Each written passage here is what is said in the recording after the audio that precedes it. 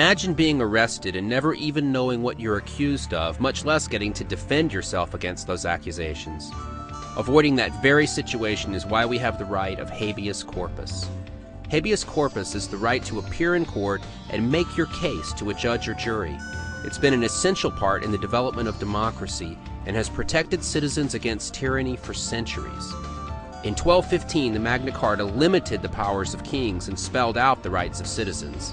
The modern idea of habeas corpus is largely based on Article 39 of the Magna Carta, which states, "No free man shall be seized or imprisoned, or stripped of his rights or possessions, or outlawed, or exiled, or deprived of his standing in any other way, nor will we proceed with force against him, or send others to do so, except by the lawful judgment of his equals, or by the law of the land."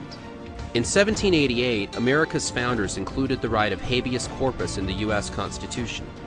Article 1, Section 9 states, "The privilege of the writ of habeas corpus shall not be suspended, unless when in case of rebellion or invasion the public safety may require it." President Franklin D. Roosevelt suspended habeas corpus during World War II by removing persons of Japanese ancestry to internment camps. He feared that some Japanese Americans could be spies for the enemy nation of Japan. This action came to be seen as a terrible mistake, and President Ronald Reagan later apologized on behalf of the United States government. Recently, in the war on terrorism, President George W. Bush has suspended habeas corpus in some circumstances.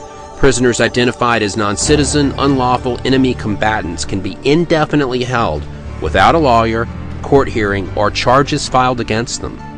Like the previous suspensions of habeas corpus, this controversial action has been justified as a necessary sacrifice to protect the common good and the safety of American citizens. Well, the Constitution is clear, and that, of course, is the supreme law of the land, that the privilege of the writ of habeas corpus can be suspended in a time of invasion.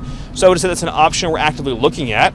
Look, a lot of it depends on whether the courts do the right thing or not. At the end of the day, Congress passed a body of law known as the Immigration and Nationality Act, which stripped Article 3 courts, that's the judicial branch, of jurisdiction over immigration cases.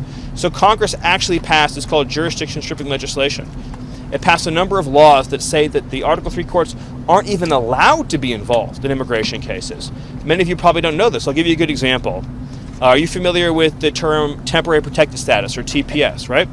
So by statute, the courts are stripped of jurisdiction from overruling a presidential determination or a secretarial determination on TPS when the Secretary of Homeland Security makes that determination. So when Secretary Noem terminated TPS for the illegals that Biden flew into the country, when courts stepped in, they were violating explicit language that Congress had enacted, saying they have no jurisdiction.